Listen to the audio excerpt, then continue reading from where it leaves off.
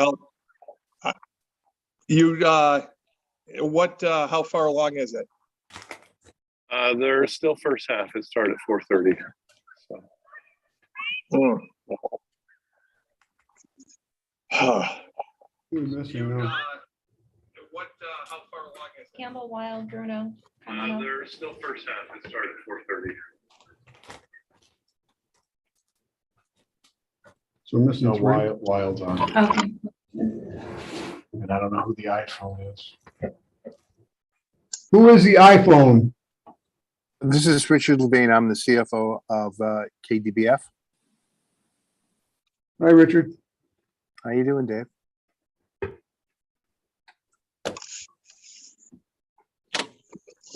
Leslie Falk has the iPhone.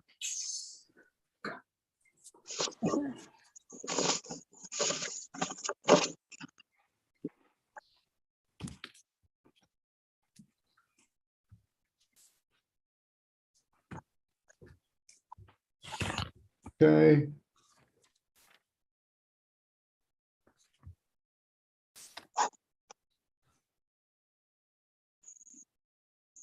We're waiting for There's a him. couple more I expect from the board. If it's all right, I'd like to wait another few minutes to see if a couple of them join. You just text them. Yeah. I don't want to have you guys repeat some stuff. So better deliver once. Sounds like a. No problem. It's just 2 minutes after, so. Yeah. I got one answer back if it works. Of course, he lives in Hebron. Hebron's in the middle of Washington County. I was just gonna guess that was Mr. Campbell. Yeah. Tell him to stand on one leg and hold his arm like that. Well, I think his problem, because he's got internet services down there now after many years without it. I think the problem is he needs to rewire his house. Gotta go on the front porch too. He can't just, he's gonna need to go on the front porch. Yeah. Or better yet, we want him to climb up on the roof. Do not talk to him about changing his updating his electrical. He'll call me over to do it.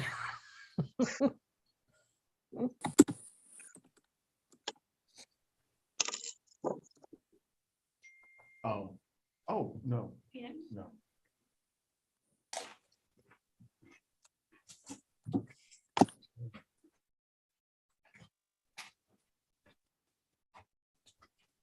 I told these guys I needed a 75-inch screen for days like today. Got to suffer with a 40-inch screen, so We're kind of small. it's kind of small. So It's very slimming.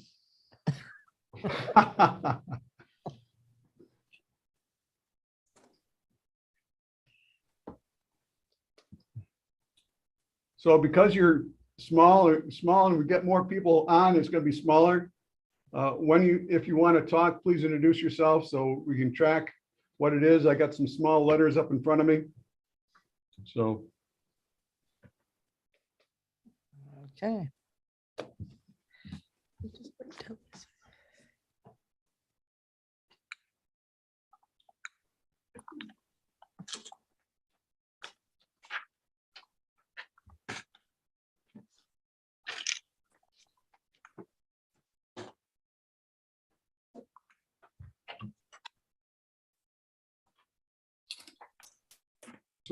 well,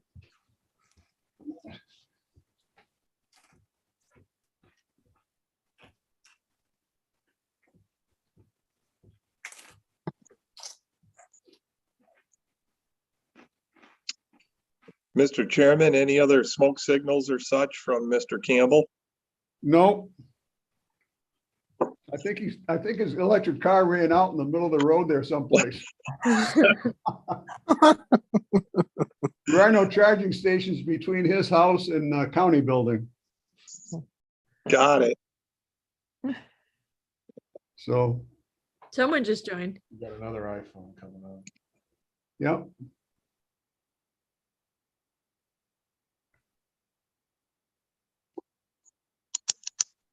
I'm here. Oh, good Lord. Where's iPhone? All right. Well, the thing won't let me in. My computer said that there was some virus and it won't let me open it. So that was it. Huh? You've had problems with that computer. Better get another new one.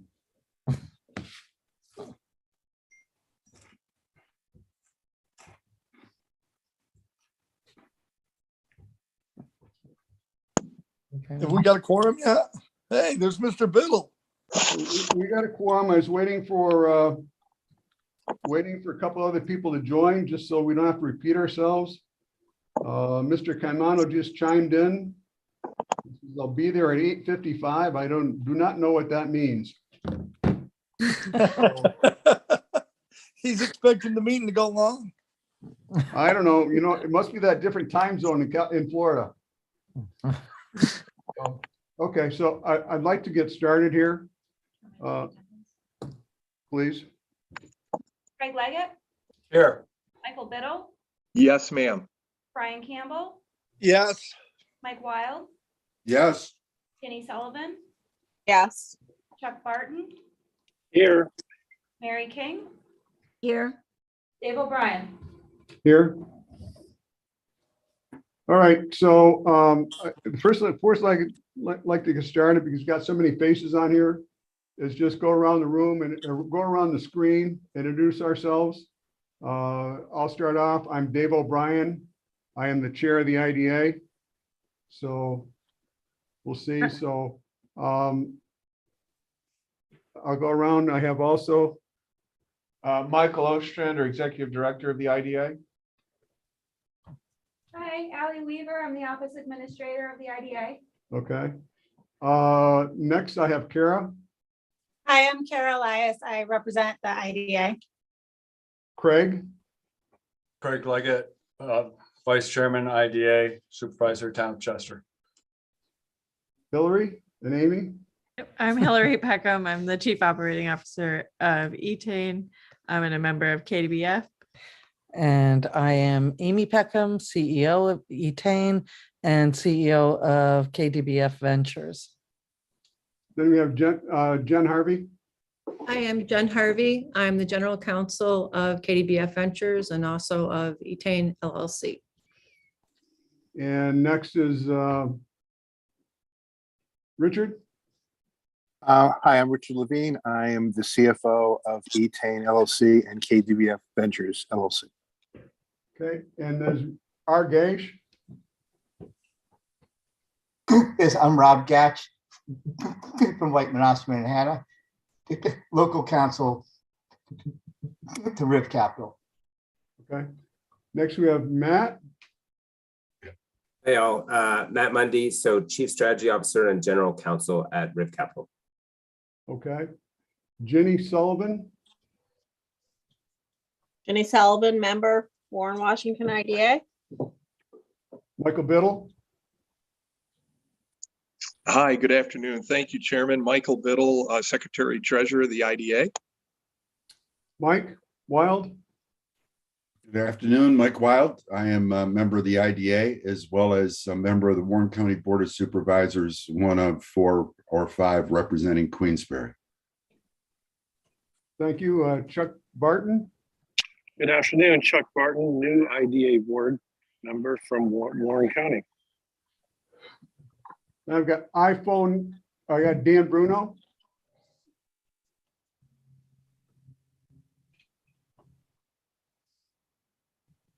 Sorry, I'm late. Dan Bruno, he's a board member of IDA. First iPhone, is that Leslie? Yes, it's Leslie Falk. Hello. I was the law firm DLA Piper, and I'm outside counsel for KDBF and Etain. Okay. iPhone number 2, is that Brian? It could be Brian Campbell, Washington County IDA. Okay. Tim Robinson. Good afternoon. CFO for the IDA and lender at NBT Bank. Mary King. Member of Warren Washington IDA, Washington County. Got Leslie. Did I get everyone or not? I think so. Okay, good. Thank you very much for introductions. The purpose of our meeting today is to talk about potentially the transaction that is taking place with KDBF and Etain. And we understand some of the pieces, but I think importantly is that a lot of the members would like to hear the transaction, more about the transaction, what it means to Etain itself, to KDBF, which is who we have our contracts with in terms of the pilot. Is this going to change the project? And more about the future of where they see this transaction going and the benefits to the local area. So along with that, I'm going to ask Kara to chime in. Is there anything else we should be discussing at this point that you want to start before we lead off? No, I don't think so. I think, I've spoken to council that are all on this call, and we've discussed the transaction. So rather than me try to explain to you, I think that we all thought it would be best for you to hear it directly from them as far as the transaction goes, so they can answer any questions that you have as a board. Okay. So I'm going to ask Amy, who's going to speak from your side? I will be. And Hillary will be here correcting me. I'm sure she can't shut me up, so I will also. Be... Okay. Good. So let's start off with your presentation, Amy. Sure. This is a project that was long ago conceived in hopes of a growing market in New York, which is obviously happening with the onset of adult recreational coming probably the end of this year or next year. We had come to the IDA, now it's many years ago. Kara, get me if I'm wrong, but it was somewhere in 18 or 19 we started these conversations. And it took time for the construction project to be fully formed, but the basic footprint, the first hitch we hit was National Grid need for National Grid easement.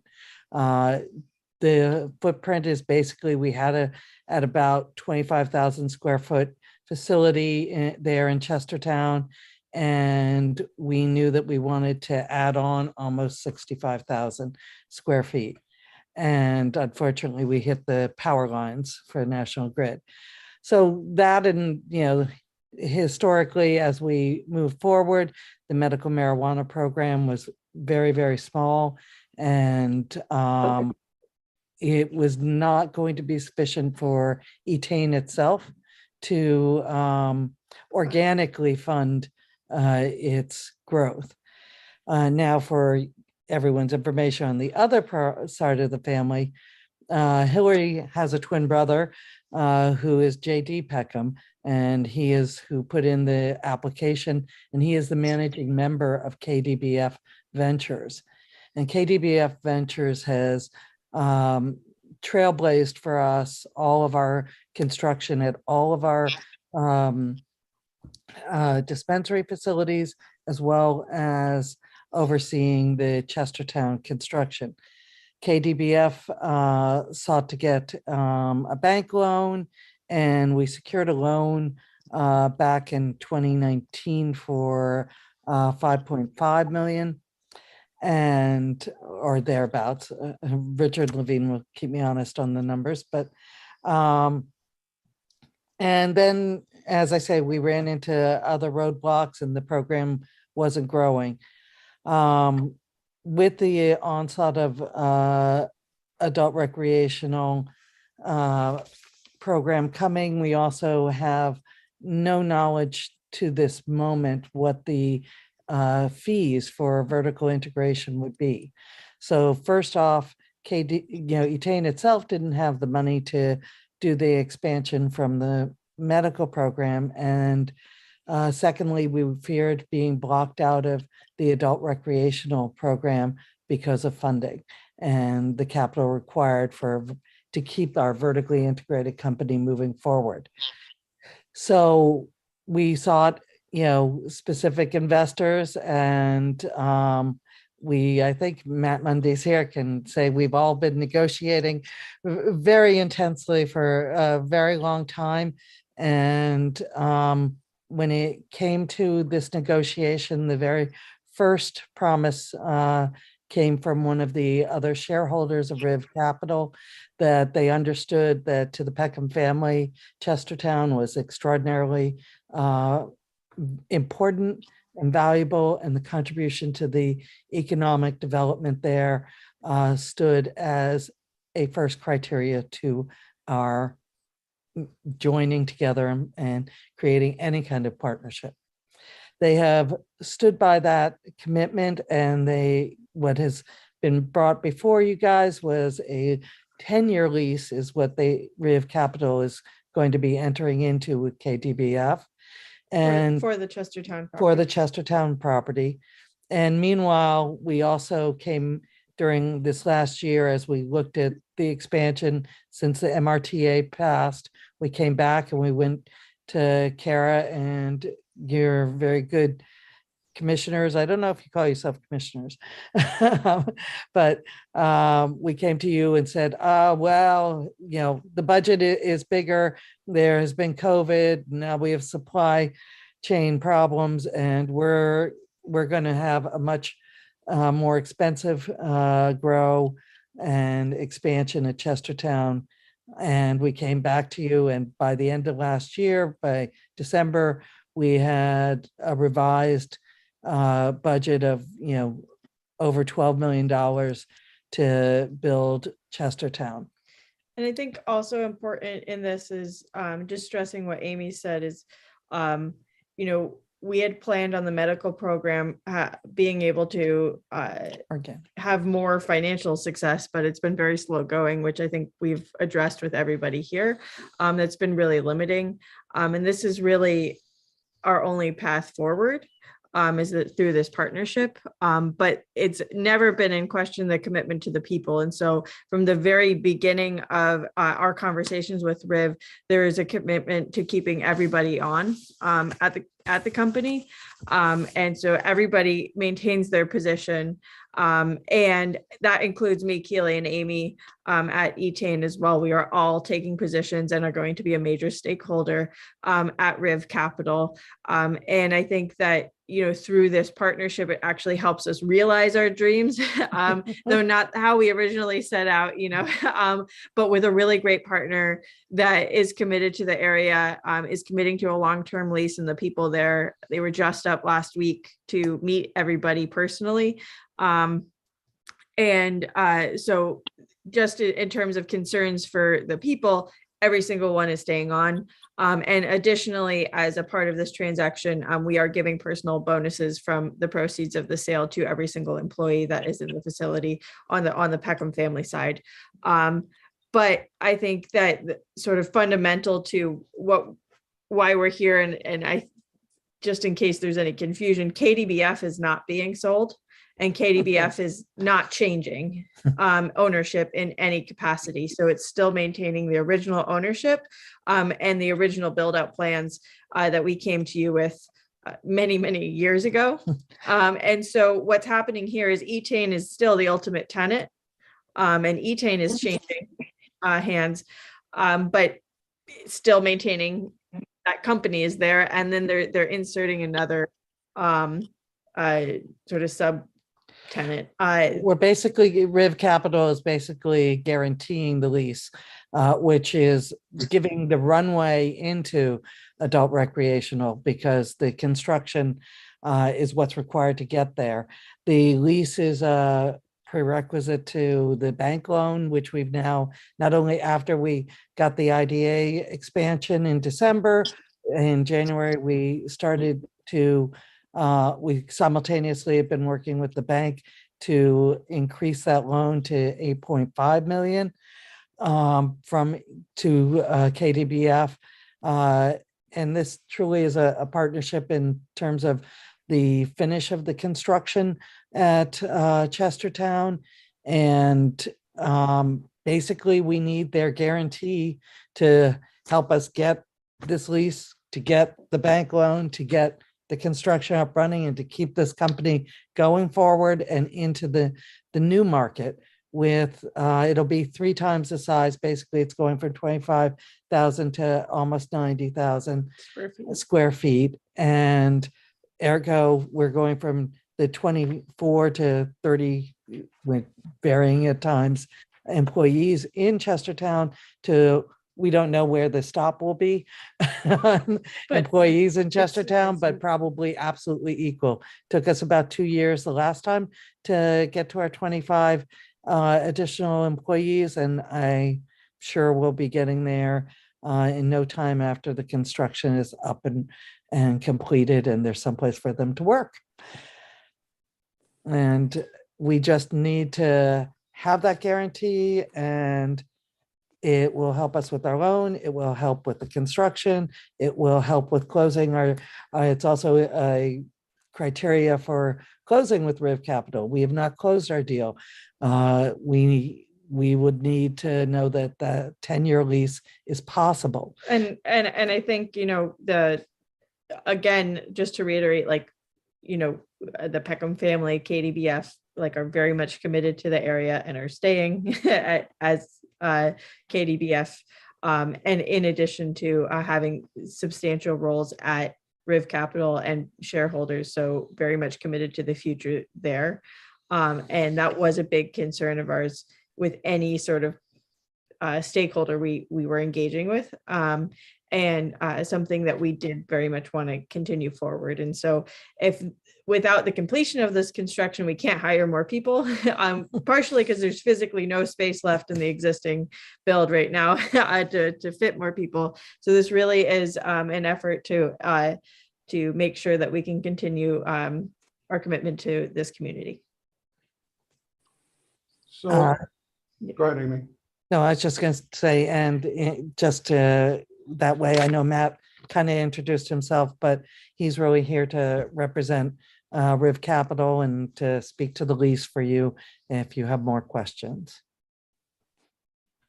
Yeah, and thanks, Amy. And maybe I would just second everything that both you said in terms of describing the transaction and, you know, kind of our ongoing commitment to the project, and I think excitement to work in Chestertown with everybody and stuff like that. So I just wanted to add that briefly. So I'm going to ask some questions been asked of me by multiple people. I don't want to preempt them asking, but I think that I want to focus in on the important parts that I've heard in terms of this. I think we answered some of them, but I'm going to reinforce that. So with KDBF Ventures, who is the current owner of the property, there's no change in ownership. There's no expectation that the value with KDBF is going to expand beyond what the project size is. So the project size isn't going to change. It's still going to be the same project that you presented to the IDA back when. I know the numbers have changed. You're just like any other development today. They get a quote today, and tomorrow it's gone up by 10%, 20%, and you look at it. So I think that's correct. Is that correct in the assumption what I said? Yeah, absolutely correct. The only thing that's changed is how much it's going to cost us. That's about it. So the second thing is that you made an estimate of number of new jobs for Chestertown. Yep. The number of new jobs is still the same as projected when you submitted your application? Yeah, absolutely. Absolutely. And it is a conservative number because we know that it takes time to get to full staffing. So we gave what we thought would be helpful after the construction is done by even the first year out. I think we went to about 41 people, and we're 24 now. And I think realistically, It's a very reasonable number. And I think yeah, likely once we're fully built out, it would exceed that. yeah. Okay. So, at this point, those are the ones, and I have some others that may come up, may not come up until later, but I just wanted to open the floor to questions from the board. Craig Leggett. Thank you. Thank you, Mr. Chairman. Thank you, Amy and Hillary, for being here and everybody else. And part of why we're all here is because of a concern I had brought up at one of our last IDA meetings. And, it comes with the headlines of the sale altogether. And I know I'll speak for myself that the IDA pilot program really carried through your application because of your strong commitment to the town and being there. We've always been great partners and we really enjoy having you there. And that's of prime importance to us for sure, of maintaining that. But then it also came in if Amy and Hillary and Keely were not the main partners anymore, running the operations or being involved, and it is another firm altogether, should we reconsider? Because what is the outcome for the town and the community and such? So in your introduction, you answered quite a lot of the questions already. And I'm sure more questions will come up, but that was some of our main concern on there because it was an enhanced pilot. And as Dave had, as the chairman had just pointed out, this all still meets the same criteria for a pilot program. So the applicability of this for an IDA pilot program is not in question at all. It might be just on the terms. Thank you, Craig. I have to say there's two more things that are family commitments. First off, KDBF is the brother company to Etain. That's how we kind of look at it, the brother sister companies. And and across the street, as you know, there's more Peckham brother companies. So frankly, there was one more thing that was really nice about this deal is that we will be able to be like doubling the size of our foundation. And so we're not only giving back to our employees, but we're giving back to foundation so that we can continue to give back to the communities that we have employees who live and work in. And I think, Craig, you've been with us through some of those ribbon cutting events, and you know that our commitment is sincere. And ongoing. It's not going anywhere. We're not going anywhere. KDBF does kind of live by the grace of the rentals from Etain. So I know that we just didn't want to overwhelm the committees here with Peckhams. And you're more familiar with me and Hillary. So JD would come forward and be a part of this, but he's been running it, from the first day we got our license. And we're looking forward to a future. Okay. Other comments or questions? Mike Biddle. Thank you, Mr. Chairman. Welcome, welcome everybody. There's not only a commitment by the Peckhams and by KDBF to Chestertown, there's a huge commitment by both entities to much of Washington County as well. So I wanted to just thank you for all the employment you've done over here in Washington County and all the local support that you've shown over the years through your foundation and through other means. So I wanted to say thank you to that. No, it's the smallest thing we can do is to give back and help everyone, grow the community. Well, I guess I bring that up because that's exactly what something along the lines of what I thought you would say. But your commitment to Chestertown may have been just a couple years, but your commitment to this region has been for decades. So I just want to share with the board the long-term commitment that the Peckham family and others, other partners have made to this region, both in employment and in giving. Miss Kara Elias, are you there? I am. Hey, I have the current pilot agreement in front of me. Mhm. How long does this current pilot agreement run through in its current form and what we agreed to as a IDA as far as sales tax, mortgage tax? I'm not talking the pilot.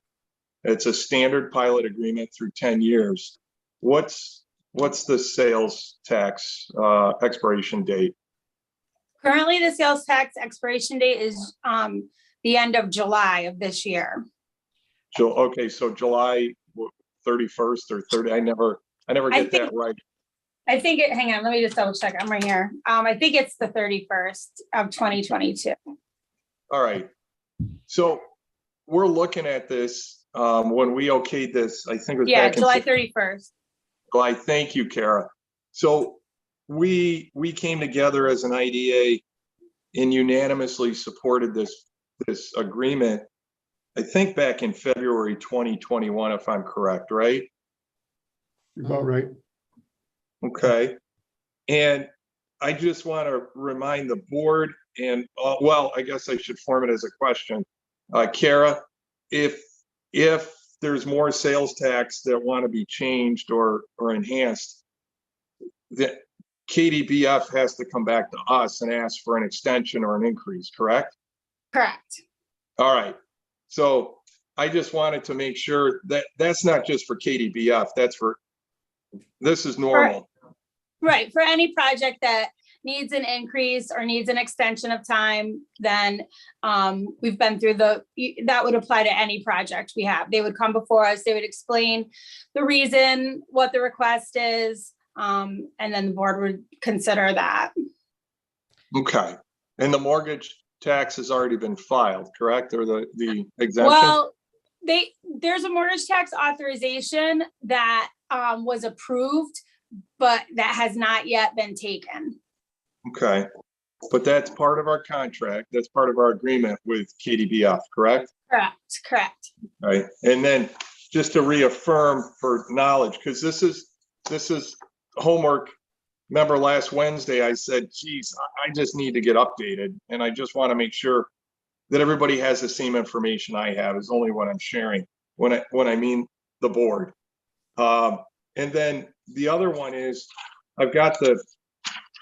I have the schedule for the pilot, and it looks like a standard pilot agreement that our general pilot agreement that we do on most, and when I say most, probably 90%. We have a 0% the first 5 years, 50% the second 5 years, 100% full taxation on year 10. Is that right? Right. So this would be our standard pilot that we would offer for a manufacturing facility. Okay, great. So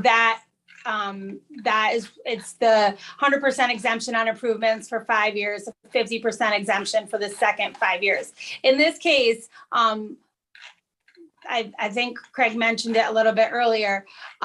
There was a little bit of modification of this particular pilot because we went to the town for approval for the base valuation because they had already had an exemption in place through the municipality. So we honored that base value, which comes off. It only applies to the town and the county tax, and it applies through 2025. And then starting with the school tax year 2025-26, then the base value remains the same for the remainder of the term, which runs through 2032. Awesome. Okay, thank you, thank you. And as I heard Ms. Peckham state, and I think, and I'm just asking to confirm, so far, the buildings have gone up that were agreed upon on their end, and the amount of jobs are being fulfilled up until this point. Is that what I heard? Right now, well, the construction is ongoing. NCS, Northeastern Construction, is handling it as our GCs. They still have their date of substantial completion is still filed for June 22nd and July 22nd, possibly for a C of O at least, or a TCO on the project. So up to now, we have been hiring mostly just construction and contracting work. And so I think we gave a report, Garrett can tell me, Richard Levine, I think, sent a report on our, construction employment statistics. And as soon as there is, as Hillary says, a place for new employees to work, they will be coming. Matt Monday has, I guess, a team of people coming tomorrow to Chestertown and Wednesday to start working on integrating. But they have nowhere to go, and we're probably putting them up in a trailer until until we get there. But they're coming.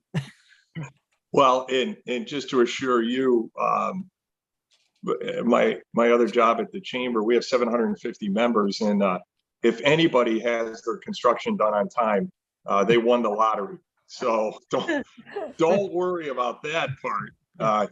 But I just wanted to check in. It sounds like you're moving forward in as good a speed and as well as you can here under the current environment and circumstances. So, Mr. Chairman, thank you so much. I just wanted to check in, and I wanted to make sure the rest of the board had received the same information that I was looking at. Thank you.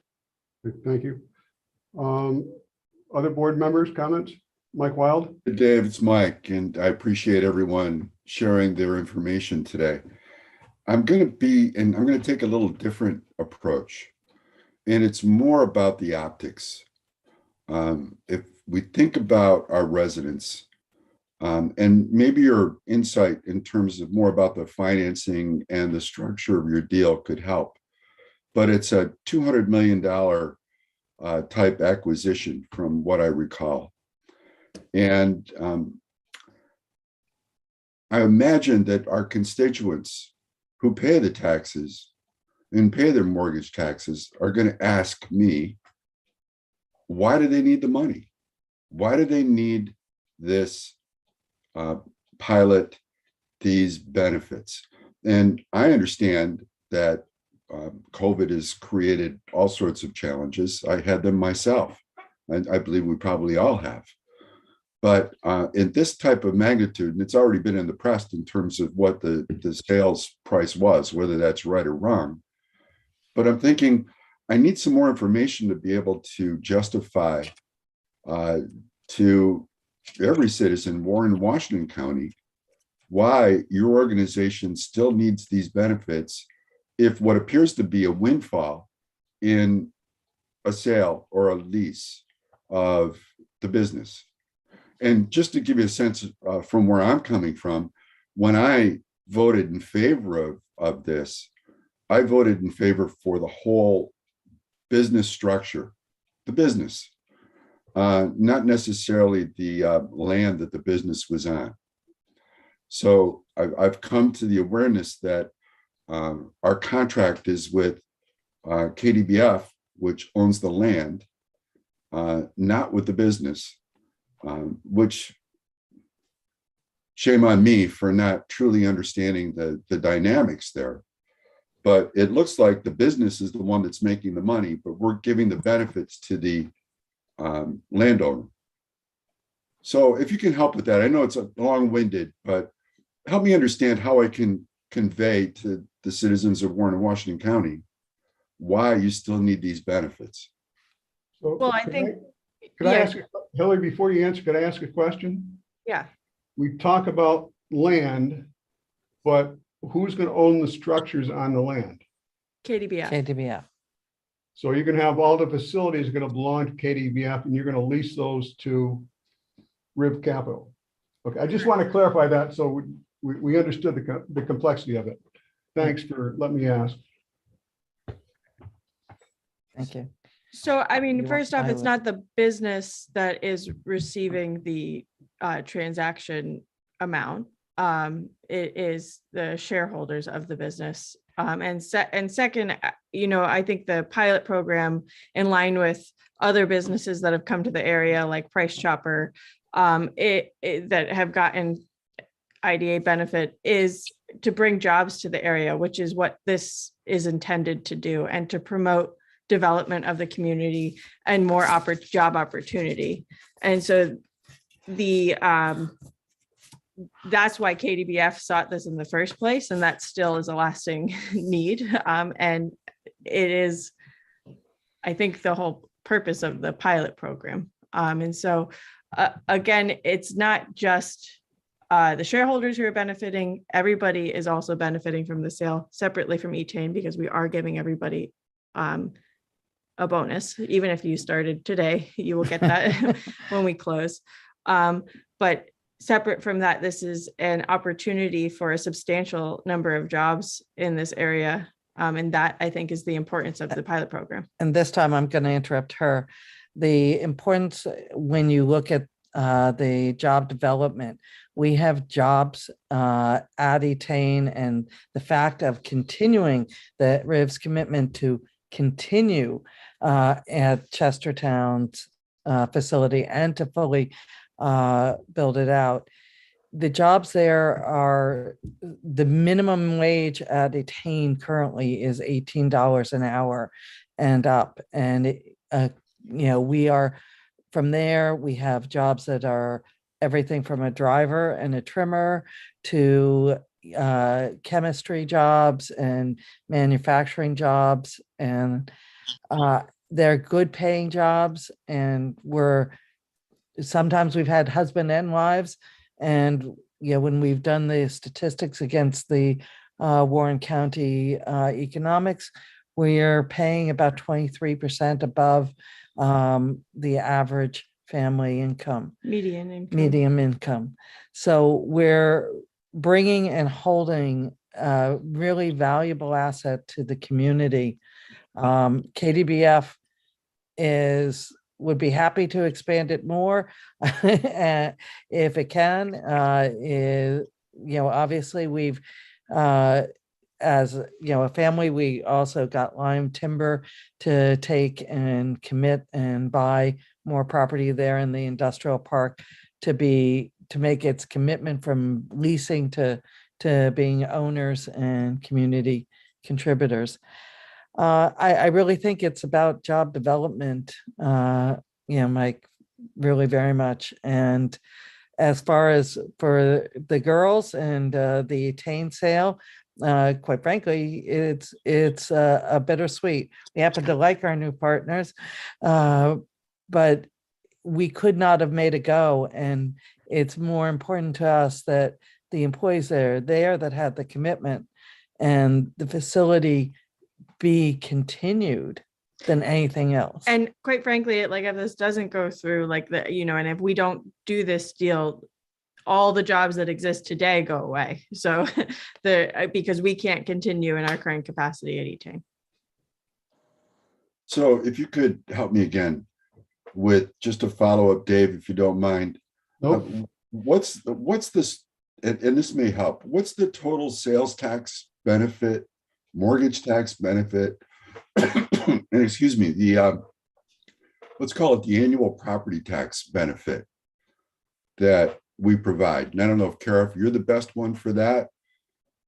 Yeah, I can give you some of those numbers. Hang on, let me just open it up. So the sales tax that's been, the sales tax benefit that's been approved is $3 million in purchases, which is $210,000. Does that sound like the most recent? KDB, does that? Yeah, it does. Yeah, I'll- that sounds accurate. That we Okay, haven't. I have so many, Richard- I have a couple of changes, so I just want to make sure that's the most recent one, just pulling it Richard, quick. if I'm correct, Richard, we have not taken any of the sales tax award. That is Right. correct. We have That- not used any of the exemptions. And then, the mortgage tax exemption that was approved when the project was originally approved was for, was for a mortgage of $5 million. So that is a mortgage tax exemption of $62,500.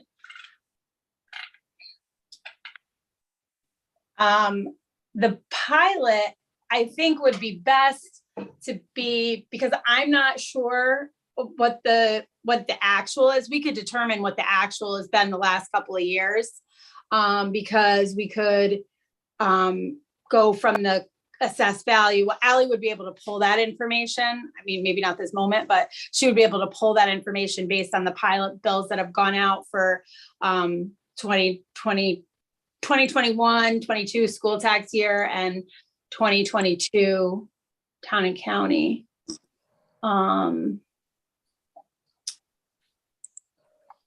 But it was estimated that over the 10-year term, the benefit would be about $458,000. And to that, just to say, our payroll at Chestertown alone for 2021 was 1.6 million. So we're contributing back to the community through the individuals that are living there. So, You also, if I may, you also pay in excise tax, don't you, to the county? Yes, we do. You get 22%. 22.5. 0.5, yeah. That's gonna make it. Of all Etain sales, thank you, Craig, go to Warren County on the medical. And I don't believe they're changing that as we go forward. So in essence, my quick math, over the 10-year pilot in the sales and mortgage tax, it's less than $800,000 of combined benefit. Does that sound about right? $730,500, brother. Thank you, Mr. Yes, Math. sir. I appreciate that. I took my shoes off. okay. So I have some questions for Kara. First of all, does this transaction in any way put KDBF in default to our agreement? The transaction in itself? Yes. No. Okay. So there's no grounds for any recapture changing the benefits, is that in your opinion? In my opinion, that is correct. Okay.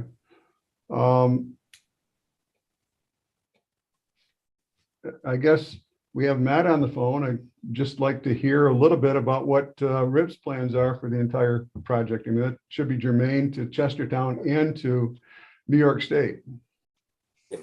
Yeah, for sure. And happy to talk to it. I think Hillary and Amy highlighted at the beginning, I think of, meeting with the Peckhams and meeting with the, Etain team. I think we had a shared alignment on, I think, both the vision for the project on a go-forward basis and also kind of our shared values, what we wanted to bring to the platform. I think one of those key, kind of on both sides of that, the key vision and I think the key value was to make Chestertown a really central part of the platform in New York.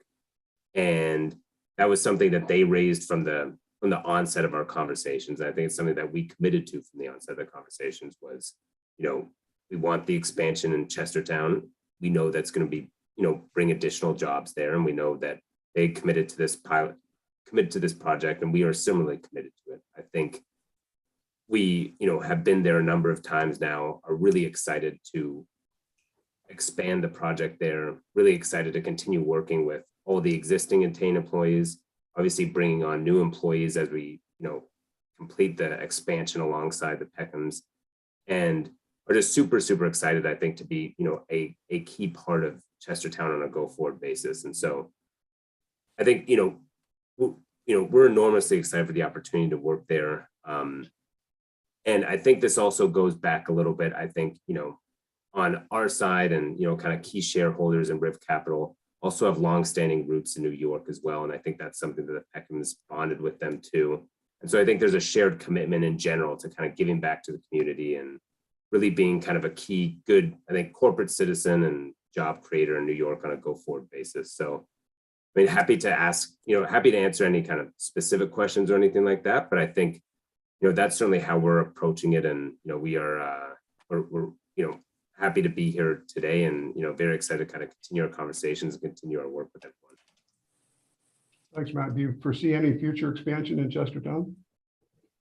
I mean, I think right now, I think that's the existing expansion. I think, one element that we want to see is, how is adult use going to play out in New York over the coming years, et cetera. And I think we're going to assess on an ongoing basis, depending on how the market plays out, whether there's going to be kind of additional expansion at Chestertown. Obviously, it's a large property there. And I think, we have a lot of high hopes for the New York market. And I think we have a lot of high hopes in terms of what we can bring to, the patients and, consumers in New York out of the Chestertown facility. So it's something that we'd certainly think through on an ongoing basis as the market develops over the next few years. Okay. Thank you. Any other questions or comments? Hey, Dave, it's Mike. Oh, let me let Michael Biddle go first. He had his hand up. So Go ahead. So I'm going back to the optics again. And I'm wondering if KDBF or the new partner would be interested in restructuring some of the sales tax benefit. Don't think at this point that's something we're considering, especially given that. Well, we haven't utilized it, and the timing of it is probably it won't be utilized on the sales tax. No, I'm just talking property tax, not sales. I'm good with the mortgage and sales tax. I'm good with providing a property tax benefit, but maybe we could move up the payment structure from zero for the first 5 years. I think a really integral factor here is like the bank, time is of the essence for this deal to be done, and it won't if there's a major restructuring. And also our bank loan that is funding this expansion right now is contingent on getting this. All the finances consent. we've demonstrated for KDBF and the lease, proposal. So like, I don't think that anything we're asking for is out of line from what other major businesses have been getting either. And I think that given the risk of this deal not happening and the impact that would have on the community, it's imperative that this happen. Greg?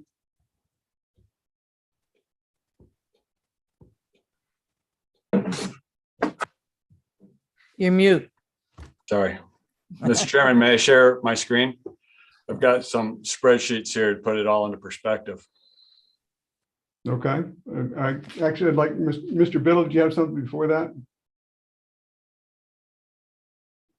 Thank you, Mr. Chairman. Yeah, you had asked a question if the transaction puts anything in default or for us to claw back. I think just as important question is, has up until this point KDBF done anything? Ms. Lias, has KDBF done anything to default in the agreement? No, not to my knowledge. All payments have been made timely. All reports have been turned in timely. Great, thank you. Sorry, Craig, you did have his hand up first. Not a problem. And this might help some with Supervisor Wild's calculations here. Wrong one. That's what we all have. Let's stop share. Technology. Let's try this one. That's still showing up. What are you seeing out there? I see a tax bill with 1, 2, 3, 4. It starts at base value is 1,378 assessed value. And it gives you amount paid to town with existing pilot program. You see, you see a Excel spreadsheet with some yellow highlights? Yep. Good. So we don't know if the right one or not, but right. And don't trust the math on this. This is why I say it's a draft. And again, this goes back onto, being the supervisor and budget officer for the town of Chester. And that's where I'm speaking. I have that hat on now. I'm stepping aside a bit as a IDA board member. But looking at this and what's the impact to the town. And over 10 years on the current program that we have, and I must say that, I don't know what the final assessment's going to be for the property. So, down here in 2031, but pegged it at 9 million. And given that with the 5 years, 100%, 5 years, 50%, something along those lines, it's $118,000 that you're paid. If there was no exemption, it would be $244,000, or it's a $91,000. You can look at it as a savings or a cost to the town. So that's at the town level only, what we're looking at over a 10-year period on this. If we went to something simpler, like a 485B type of thing, where it went to 50% and then went down, because that's the other type of a pilot. And actually you're on the 485B now. That's what the town gave you to begin with. Really the net difference between a full and partial is 62,000. So, and then I just equated that to an average taxpayer in town household per year. It's equal to about 13. That's not really a relevant term, but that's the way I think of costs there. So Mike, if that's any help to you. Well, thank you, Craig. All I can see is the top. All I could see. Was the Sorry. top grouping, right? Good. I don't think it's worth going all over. I hope others saw more than just the top. Stuff seen on my screen there. So, bottom line is their tax bill in 21 was $3,000 property tax bill. Yeah. Okay. Well, give or take. Right. I just worry about the optics. That's for the town. That doesn't include county. And I put fire on there because this is a wholly exempt. It's school, fire, county, and town so it's fully exempt. So I just put in fire and town that relates to within the town borders. They're required to pay special district taxes. They're required. Yeah, the assessor doesn't have fire on there. Well, she should So have. I'll bring that up to him. Yes, we don't exempt special district taxes. Yeah, we can't. Michael? I totally appreciate where Supervisor Leggett, because that's the hat he has on, and it fits him very, very well. You look great in it, Supervisor.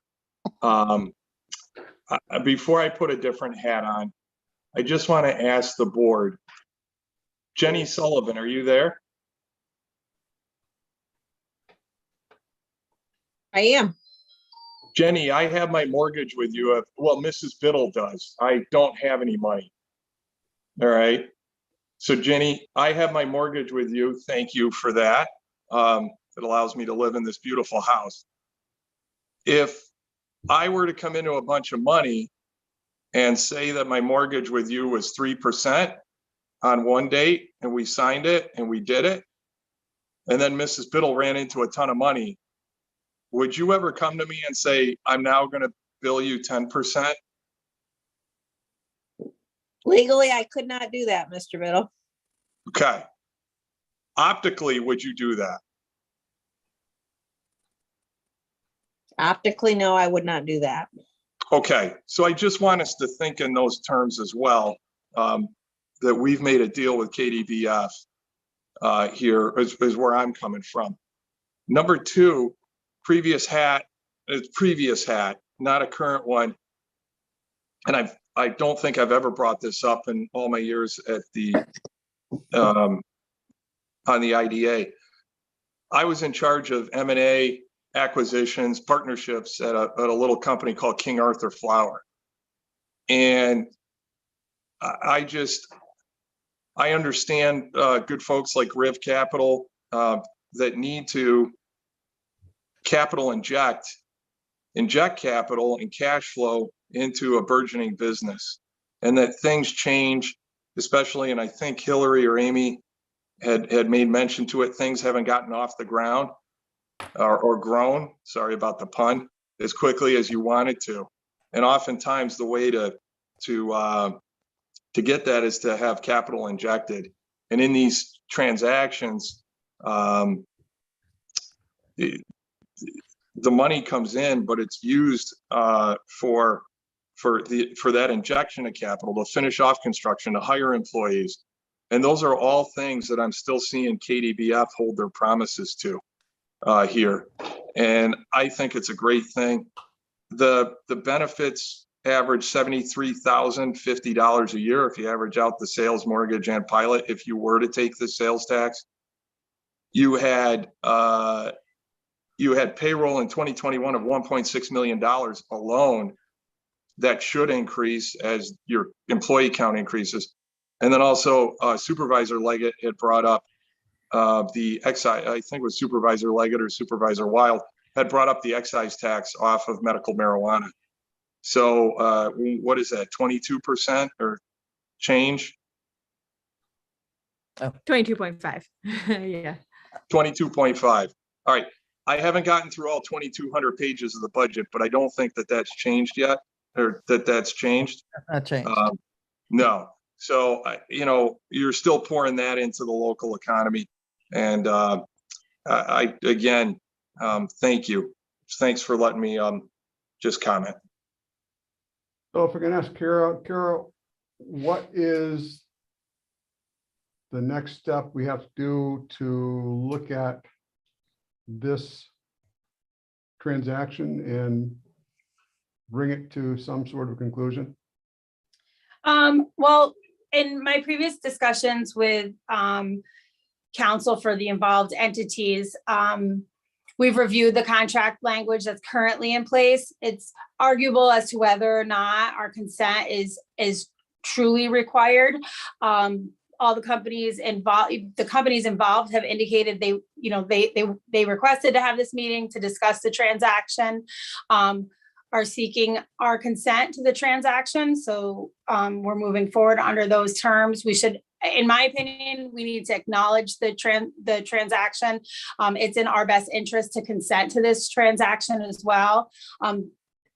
They've also requested a letter from the IDA indicating that KDBF is currently not in violation or default or non-compliance with any of the terms of the closing documents that we have with them. And to my knowledge, they're not, like I said earlier in the meeting, they're fully paid and whatnot. So that would be, I believe, the steps that they are requesting of us. And in my opinion, that would get us moving forward with this project. Is there anything else you all are requesting at this time? No, they sign off on the assignment. We're basically just adding Riv to our lease, Riv Capital to the lease, so that we have a new guarantor. And we'd like to have consent and agreement, and wanted this opportunity to answer these questions and the plans for the future. Yeah, we also we're all under a cone of silence, exclusivity, non-competes, and we couldn't bring this to the board before we had the signing and it was public. So we also wanted to have that opportunity to speak to everybody. So we're at a point where I would entertain some sort of resolution or motion on this.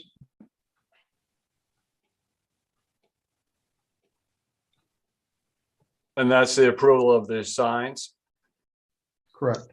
Yes. And for clarity, once again, Etain is still Etain. That's still, can I call it brand? I don't know. It's the company there. So that's going to still remain a name. And that's what Riv Capital is funding. And KDBF is the land company, and that stays as is. Yep. Thank you. Dan Bruno? Thank you, Mr. Chairman. You know, I think Supervisor Wild brought up some valid, good points. And as I had spoken with you earlier today, that's generally where I was going. It's appearances and stuff. Now, what might have or might make this a little more presentable or understandable is if we had some sort of matrix or spreadsheets showing who owns what and who's contributing what. So that when you get questions about why are you providing this assistance or that assistance, that you can explain it very succinctly who those benefits go to and who owns what. We'd be happy to give you just a paragraph or so, but I think the sort of I think it's in the application. The No, basic. I'm not talking a paragraph. I'm talking, like I said, a matrix, a spreadsheet showing a flow chart. Call it whatever you want.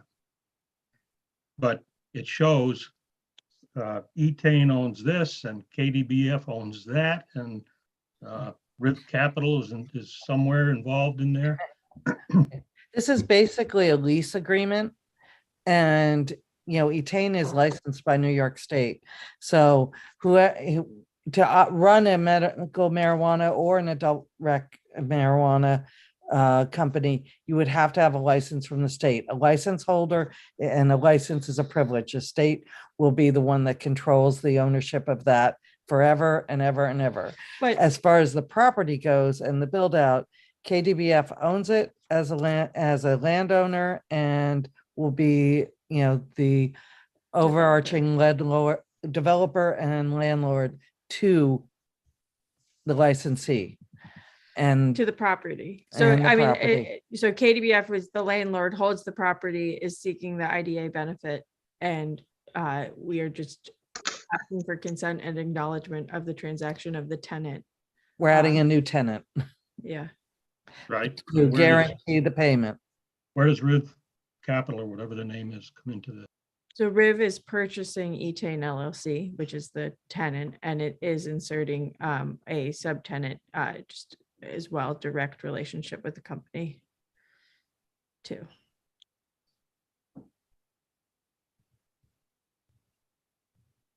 Mr. Wild, do you have any comment? Yeah, I'm still confused. Thank you. Jen Yeah, Harp, I was just trying to draw it out, but I'm trying to follow the money a little bit. And you guys need the mortgage. And to get the mortgage, you need the commitment from the IDA. I get that. That is for KDBF, the landholder. And once that's done, they provide a lease to Etain, who is now going to be flush with some investment capital to help grow the business. And maybe it's just my fault for not understanding the intricacies of this arrangement, but I'm going to go back to what I said before. When I approved this, I approved of the business of medical marijuana, and I didn't understand the complexities of how you structured these two different, I'm going to call them family businesses because they are, KDBF and Etain. So that's where I'm just a little still confused, and I'm not comfortable with it yet because I just don't okay. understand. Okay. Yeah, no, totally understand. Even our friend here, Matt Monday, is getting a crash course in the land of 280E tax impairments. KDBF Ventures was very important to us, and plus I have not just daughters, I have sons. And the construction side allowed us, is what is allowing us to even pull a mortgage to do construction and to build out our locations. KDBF built out not just our Chestertown, but 5 dispensaries around New York State. And so it's been very, very active, but it is very capital intensive.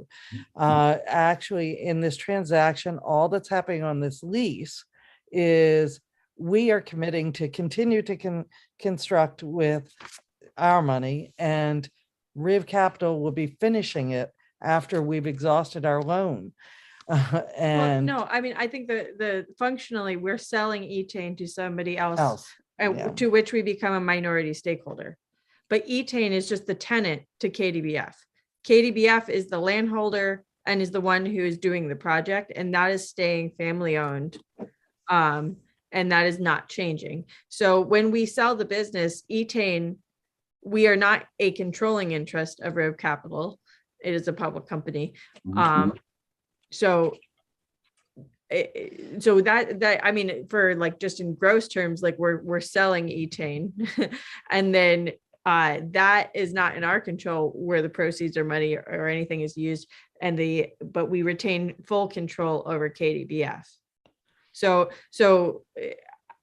I'm not sure, like, basically all we're asking here is consent to change the tenant, which if Etain decided to move to a different property, we would try to get a new tenant in as a landlord. It's just sort of a normal. Yeah. And Hillary, I think that draws out a really important point, because as the IDA applicant, KDBF is the one that has the obligation to do the reporting and to get the jobs, right? And that's the core of your success as a board, is in enhancing all the job opportunities in the North Country.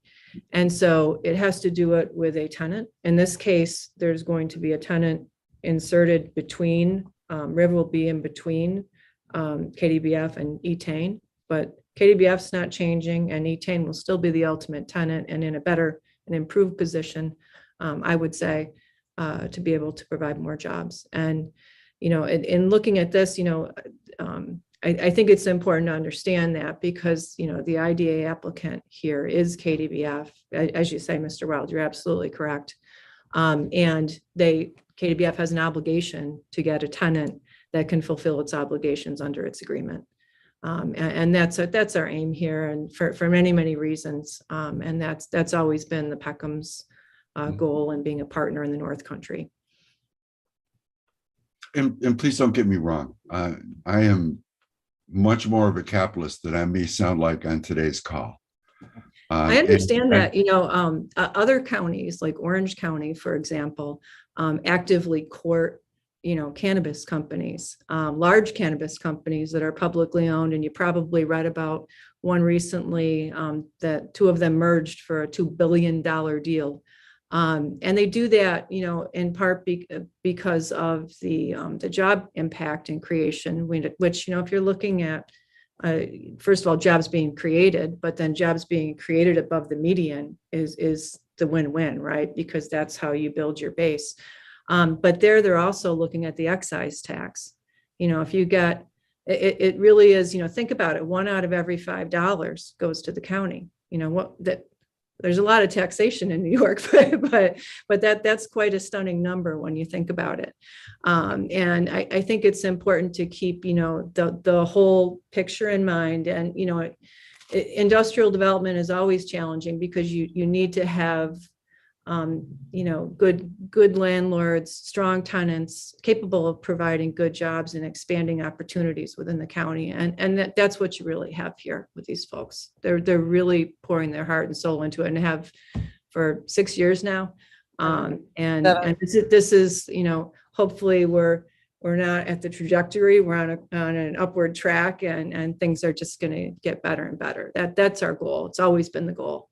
And, one of the most telling things for me was, during this whole transaction, we had a point where, we wanted to announce to the employees about this upcoming transaction.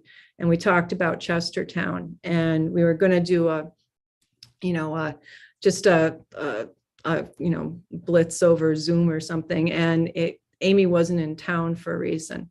And it became very clear to me that we couldn't do that without Amy Peckham, because she had personally hired most of the people that work at Chestertown.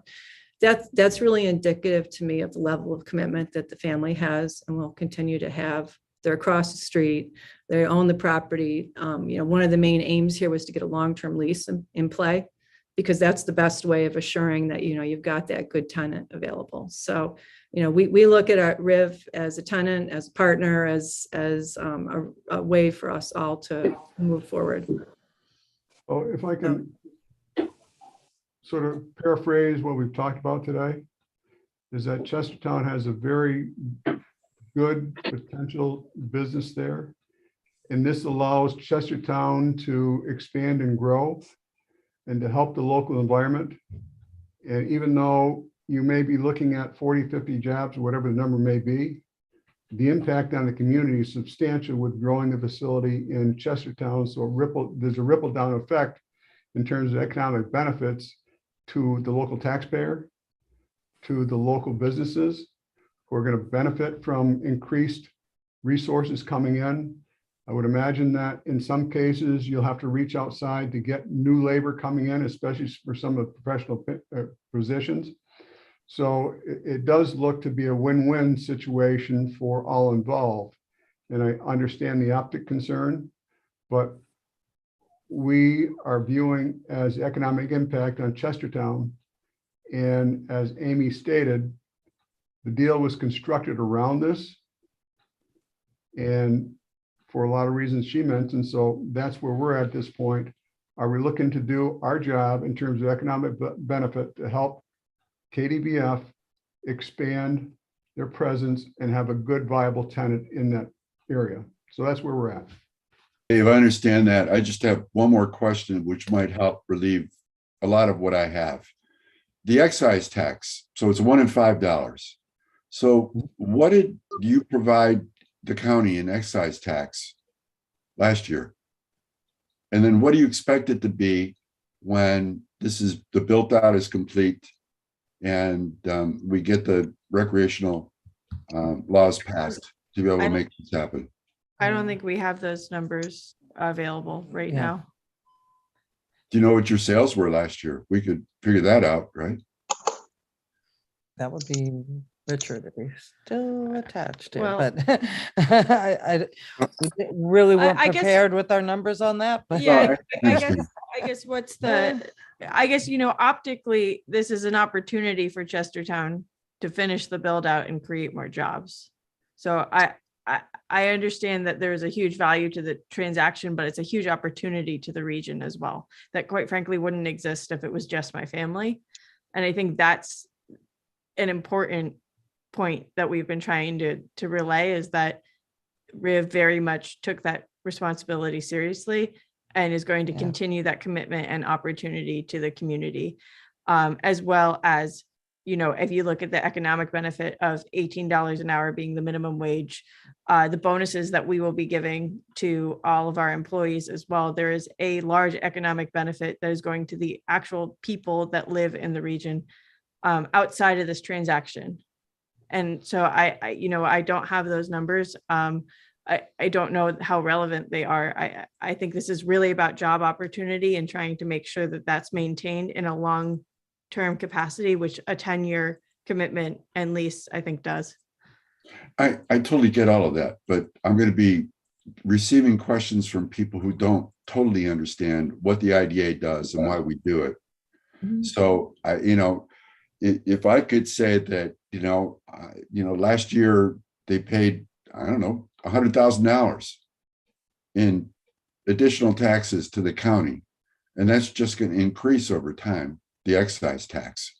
So it's not really costing us $800,000, or as Michael Biddle said, $730,500. But it just gives me some more ammunition to be able to help justify this and take that misrepresentation that people have about giving tax incentives and saying there truly is another way of looking at this from this situation. I totally agree with you, Mr. Wild. And I think in terms of thinking about, I think Amy mentioned payroll with 24 employees was 1.3 million. If they had another 20, they're at 2 million. I mean, think about that. That's the long-term value and the long-term economic impact that actually builds something. And if you get, we didn't talk today about the difficulty of credit and banking for this particular industry. It's impossible. I mean, you have cannabis companies that can't have credit cards. The officers have to have debit cards. Trying to get a loan, if you can find one, you'll generally pay twice the rate in interest. It's extremely challenging, and then that's why we talk about the circumstances that led us to this particular path. I just think that the economic impact. I mean, I have a home up in a very small, tiny home up in Ticonderoga, and the area does not have a tremendous tax base. It's gorgeous. It's by far the prettiest part of the state is in the North Country, as far as I'm concerned. But it's challenging for industry. You're a long ways from a lot of things, which is a plus and a minus. But it's challenging for a manufacturing business that has to then ship. And this is a conscious decision that was made by the members and the owners of the company to really invest in this area and really try to make a difference. And I think that they've been successful in doing that. And I think that they're going to continue to be successful. But I think you have to look at the long-term, real level, granular economic impacts. One of which is the excise tax. I know that there's a website for New York State tax that has that information by county. We, estimated of excise taxes ballpark around 100,000. I just did the math. I don't have the exact number for you. I do. Right, you do? Yeah, but I'll ask, I got it I'm finance chair at the county, so I get a lot of numbers, and I got these off of, from the treasurer. I can share them if it's okay. Warren County. Warren County. Okay. Warren County. So, which is probably public information, right? Actually, it's it's not public because it's competitive, because if you're the only cultivator in a county, it's pretty clear what you're selling. If you look up the excise tax. That's the point. So, Yep, no, I'll hold it, but it's a number though, right? I'll tell you what, it was enough that the town board felt good that the lesser of getting a property tax in was offset by what the county gets to offset their tax levy, which is what happens. This excise tax comes in, our tax levy goes down, and that's the bigger bite. We're at $3.92 a thousand on the county, and the town tax is $1.72. So thank you very much. I really think that that's such an important aspect of this. And I appreciate you looking that up. Chuck Barton? Yeah, so I have a question. Is it fair to say that this valuation that we've read about in the paper is based on the entire business model, is not based on a particular facility? Meaning that when you do business valuation, you'll look at your potential with the business, the marketing side, your brand, dispensaries, the facility. So is it fair to say that this number we're reading about in the paper is for the entire business model, not just the facility in Chestertown? Correct. So that includes the brand, the Etain brand, which is a line of products and the whole separate. There are patents, there are trademarks, there are a lot of proprietary manufacturing information, a lot of equipment. our dispensaries, everything goes into that, yeah. Right. So I make Except that- the real estate. Okay. The real estate is not in that. So I make that point because Etain has successfully worked very hard over the past 6 years to get to a spot that someone has stepped back and said, wow, you've done a really great job in a difficult situation with a lot of risk involved. And I think that, Mike, is what helps us with the optics to make sure people understand that that big number that they're seeing is not for a particular facility. It's for a whole business model. And that's what actually gives me a little bit of comfort. And I'll also say on the optics side, if the IDA were to change the rules in this or the agreement, I think it would harm our reputation as an IDA for future applicants. So I think a deal was struck. I think the family successfully grew the business.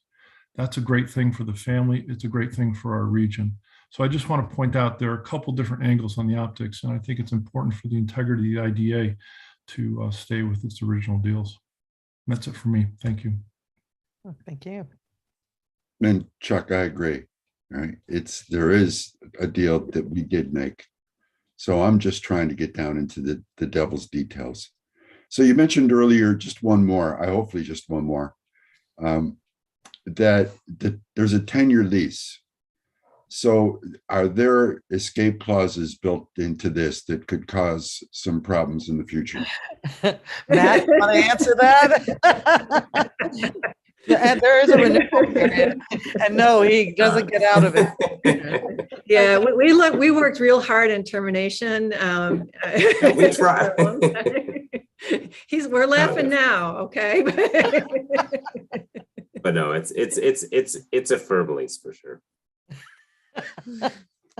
Okay, I'm good. Thank you, everyone, for sharing your thoughts and your time. And I understand confidential information, so we're good. I'm good.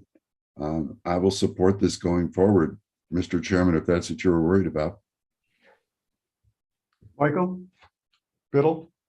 Yeah, Mr. Chairman, I'd like to make a motion to consent and acknowledge this transaction between Etain and Riv Capital, and that KDBF is not defaulted in any way on its obligations to the IDA or the community. And authorize me to sign a letter to that effect. And authorize you to sign a letter to that effect. Thank you. Do I have a second on that? I can second that, Dave. Second by Mike Wild. Any further discussion? I hope not. I'll ask for a roll call vote on this, please. Craig Leggett, Yes. Michael Biddle, Yes, ma'am. Brian Campbell, He faded away. Mike Wild, Yes. Ginny Sullivan, Yes. Chuck Barton, Yes. Dan Bruno, Yes. Mary King, Yes. Dave O'Brien. Yes, carried. Hey, Mr. Chairman, do you want me to yell out the window and yell north to see if I can get Brian? He texted me, he's got a town board meeting, so we had to get off. And I gotta go feed cows. Are we done? No, I've got one other thing I need to bring up. So thank you all from KDBF, Riv Capital, Etain, Peckham family. Thanks for your time and effort, and we appreciate that. I do have a matter I have to bring up in attorney-client privilege. So I'm going to adjourn the meeting and we're going to go into attorney-client privilege. It will only take a few minutes. Thank you so much, everyone. Thank you so much. Thanks all. Thanks very much. Thank you. Have a great evening. Nice to meet everybody. And nice to meet you.